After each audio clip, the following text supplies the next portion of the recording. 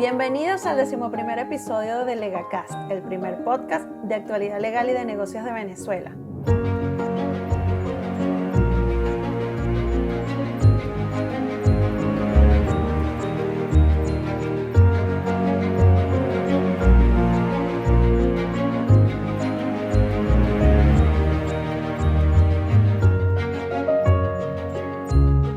¿Cómo estás, Luis? Ya nos falta solo un mes para la mitad del 2021. Hola Durasca, es así. Nos ha pasado muy rápido este año y a pesar de las dificultades, creo que estos espacios como el LegaCast nos han permitido mantenernos conectados. Bueno, hemos logrado aprovechar la adversidad para convertirla en una virtud. ¿Te parece si conectamos con nuestro primer invitado de hoy? Claro, empecemos.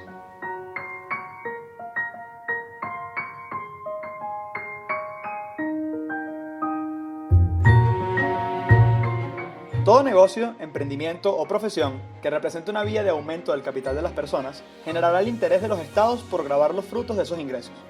Hoy es el caso de los llamados influencers, personas que se dedican a comunicar a través de las redes sociales con una posibilidad inmensa de temas a los que dedicarse y que por sus visitas en páginas web, seguidores, cantidad de likes o vistas en YouTube generan ganancias y se ha convertido las redes sociales en esa oportunidad de negocios para la mayoría de los casos en los que el entretenimiento es la fuente de ingreso.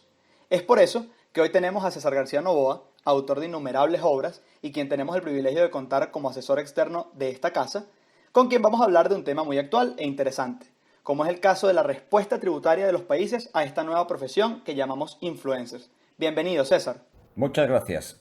Muy buenas tardes en España, buenos días en Venezuela. Bienvenido, César.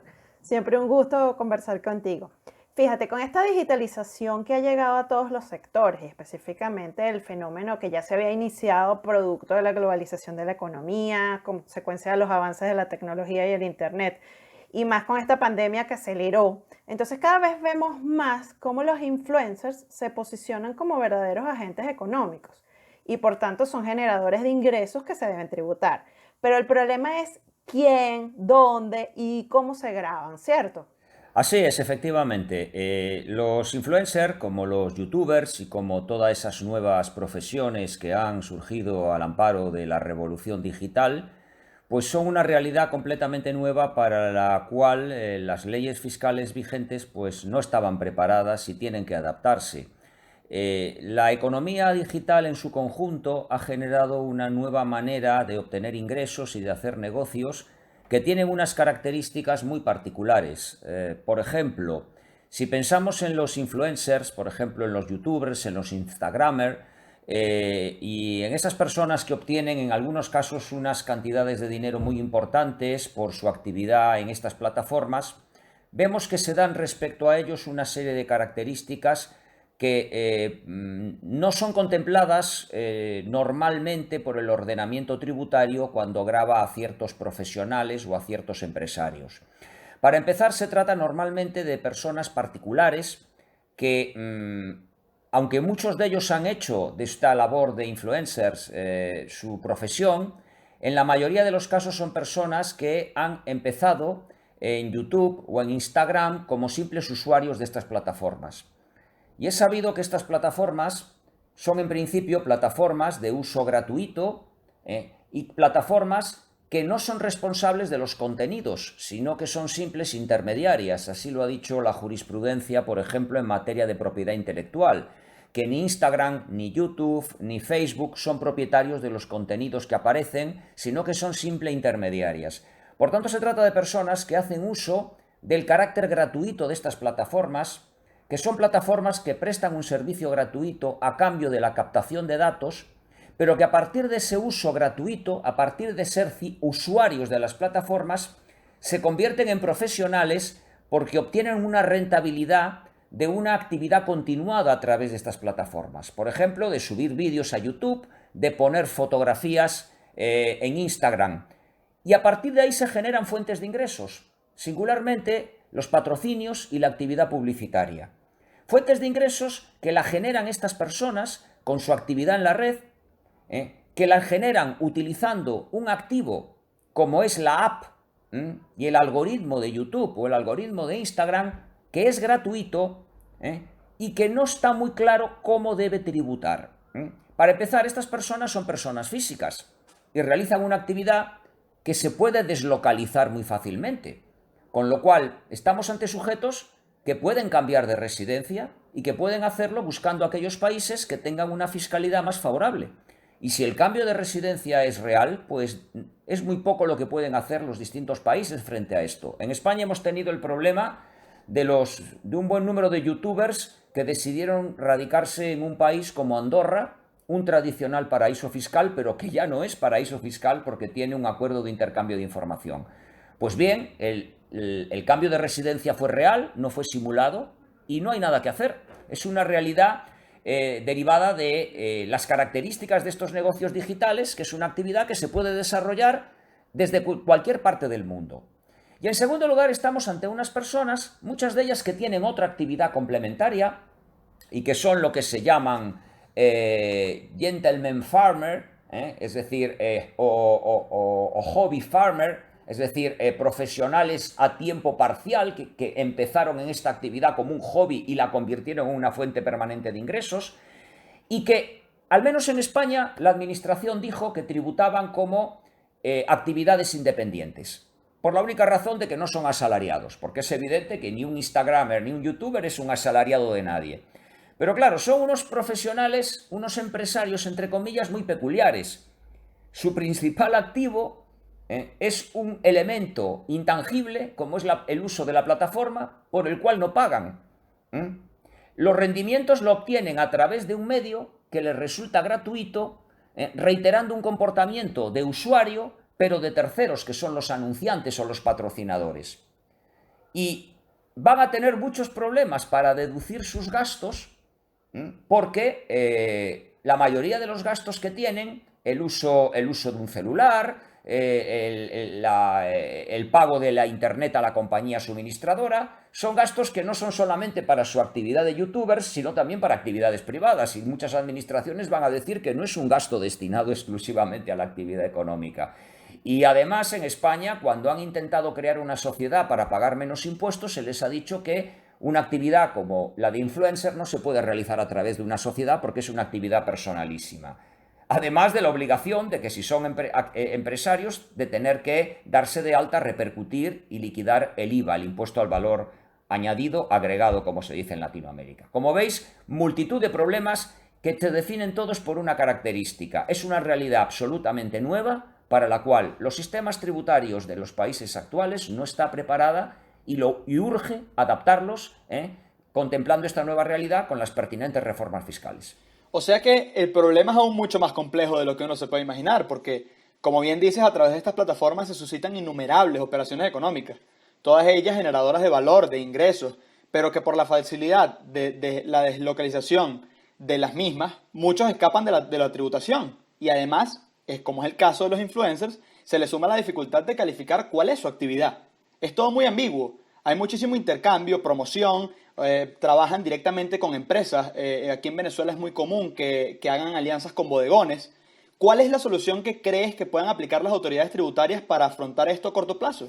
Bien, para empezar, la adaptación del sistema fiscal para la tributación adecuada de los influencers está dentro del paquete de adaptación del sistema fiscal al mundo digital. Y eso es un tema que todavía no está resuelto.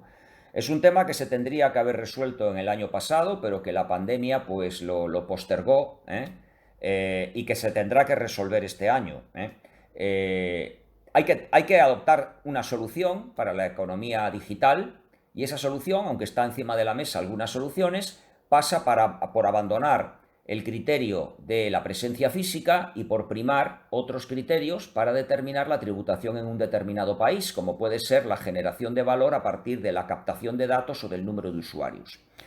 A partir de ahí, naturalmente, hay que regular y contemplar las consecuencias fiscales de cada uno de los modelos de negocio que van surgiendo en la economía digital. No es lo mismo la tributación de una gran compañía multinacional del mundo digital, como puede ser Facebook, como puede ser Google, como puede ser Instagram, esas compañías se las puede gravar bien utilizando la técnica de los intangibles de marketing, o la técnica del número de usuarios, o la técnica de la presencia económica significativa, o la técnica del impuesto mínimo a las multinacionales, que la tributación de otros operadores que a la luz de la economía digital son operadores distintos de las grandes compañías digitales. Podemos pensar en los operadores de la economía colaborativa, los operadores que trabajan con plataformas, por ejemplo, con Uber.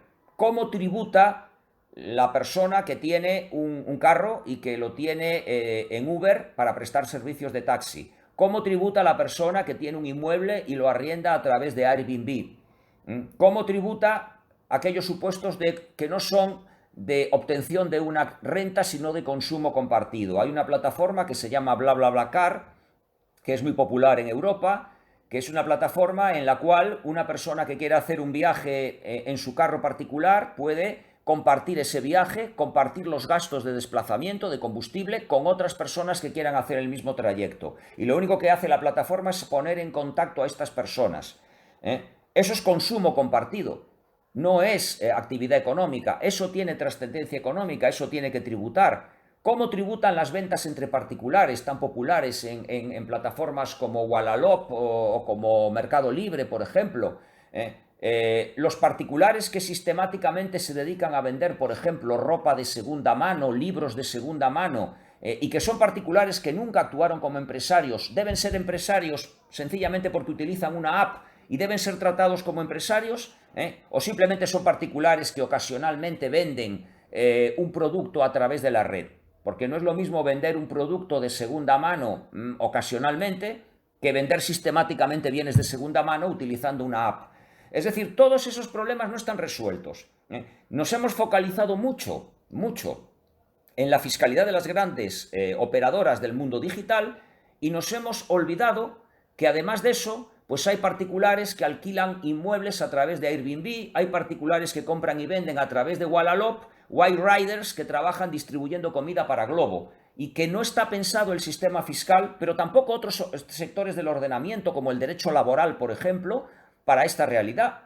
En España tenemos ahora un problema muy grande con el teletrabajo, porque el que teletrabaja utiliza un equipo de computación que en principio es suyo, pero cuando se lo facilita la empresa, como ese equipo de computación, además de para teletrabajar, seguramente al estar dentro de su domicilio lo utilizará para actividades privadas, se plantea el tema de si en la parte de uso privado de ese equipo que suministra el empleador al trabajador, eso es una retribución en especie. Ya hay un tremendo lío porque la administración no ha aclarado el tema. Si yo le doy una computadora a mi trabajador para que teletrabaje, pero si al mismo tiempo mi trabajador está utilizando esa computadora para actividades privadas, le estoy dando un bien de uso privado como remuneración del trabajo, le estoy dando un salario en especie.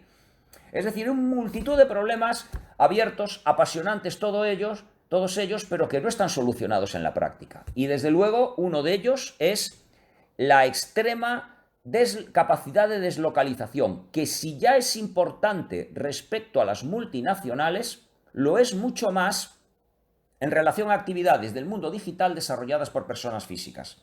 Porque una persona física puede cambiar de residencia con suma facilidad. Y si el cambio de residencia es real, insisto en lo dicho, no hay ninguna posibilidad humana de impedirlo. No hay ordenamiento jurídico fiscal que pueda impedir que un youtuber se traslade a un país de baja fiscalidad. Y no hay ninguna medida planteada a nivel internacional para establecer algún tipo de reacción tributaria ante la deslocalización de actividades digitales por parte de personas físicas. Y por tanto creo que es un desafío para el sistema fiscal en su conjunto y se abre un montón de interrogantes y de problemas prácticos que hay que resolver ya. Caramba, gracias César por acompañarnos hoy y como siempre ponernos a reflexionar y analizar sobre temas tan apasionantes como los que tú te especializas. Mil gracias. Muchas gracias, un placer. Es un placer colaborar con Lega, que para mí forma parte de mi vida profesional, como bien sabéis, en mi condición de colaborador externo del estudio. Y nada, encantado de estar aquí con vosotros, con Dubrasca, con Francisco, con Luis y con Natalie.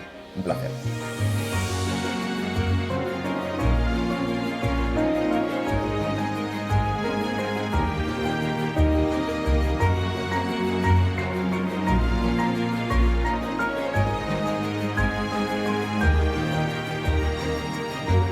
Para seguir en la misma línea del entorno digital, pero ahora ahondando en las regulaciones que pueden aplicar a este nuevo formato de entretenimiento y negocio, ejecutado por los que llamamos influencers, recibimos a Faustino Flamarique, especialista en Derecho Regulatorio. Bienvenido, Faustino. ¿Cómo estás, Faustino? Hola, Dubrasca. Luis, qué gusto estar con ustedes. Bienvenido.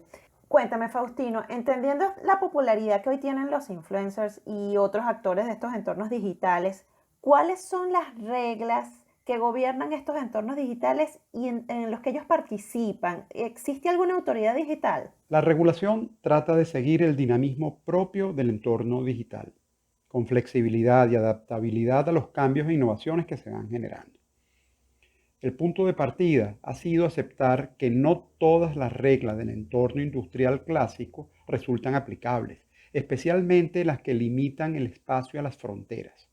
Ese es quizás el mayor cambio, cómo el entorno digital permite que los contenidos traspasen fronteras sin limitaciones, sin peajes, sin aduanas. La regulación debe enfocarse, por un lado, en las plataformas y a la vez en todo lo que circula por ellas. Las plataformas son, como decía, verdaderas autopistas mundiales y en la mayoría de los casos gratuitas. Por eso, la primera distinción es tratar de encontrar las reglas que apliquen a ellas y las que aplican a los contenidos que circulan por las plataformas. Sin ir más lejos, hay un debate muy serio de hasta dónde se debe permitir crecer a las plataformas y si debe aplicarse con rigurosidad las normas antimonopolios. Y respecto a los contenidos, hace un momento César nos explicaba cómo las plataformas no se hacen responsables de lo que se transmite a través de ellas. Por tal motivo, hace falta enfocarse en ellos, en la veracidad de la información, en estándares mínimos de lealtad publicitaria y de competencia, en la protección de la propiedad intelectual, tema, por cierto, que ustedes van a seguir tratando en el futuro desde la perspectiva de los influencers.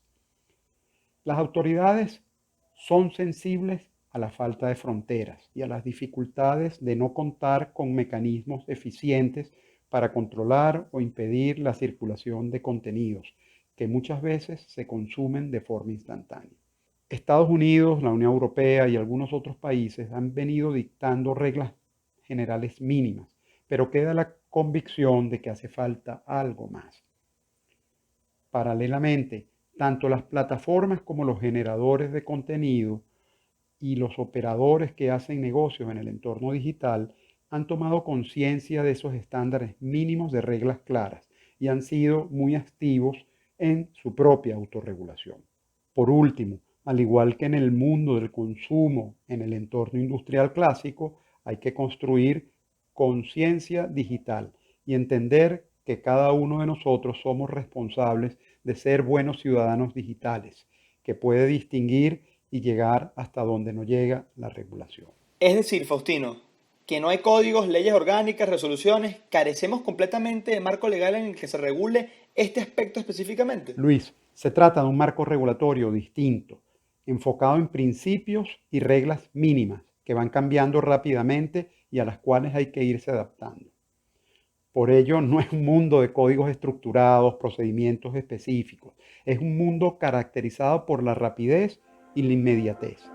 Por eso, nosotros mismos, los ciudadanos digitales, somos nuestros propios guardianes. Muchas gracias, Faustino, por acompañarnos en este episodio del Legacast. Muy interesante y bueno, es un reto muy grande para aquellos que estén encargados de regular estas actividades que están hoy por hoy tan en boga. Gracias, Faustino. De verdad que aquí toca aplicar aquello del sentido común en cómo se tiene que regular esta área.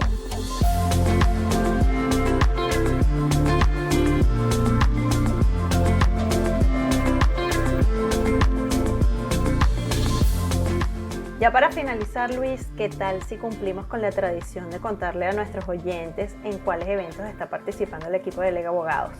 Fíjate, Dubrasca, que esta semana recibimos una noticia muy importante para la firma y sus miembros. Y no es más que la incorporación de 6 nuevos socios a Lega Abogados. Rosa Caballero, Isabel Pestana, Dubrasca Sapiaín, Andrés Mejía, Elías Tarbay y Fernando Sanquirico. Estamos muy felices y muy contentos, los felicitamos por esta nueva incorporación. Y bueno, nada, esperamos todo lo mejor para su carrera profesional y su desenvolvimiento en la firma. En eventos, el 12 de mayo Natalie Rodríguez formó parte del evento de los contribuyentes especiales, distorsiones de la figura jurídica en el Comité de Impuestos de Benamchamp.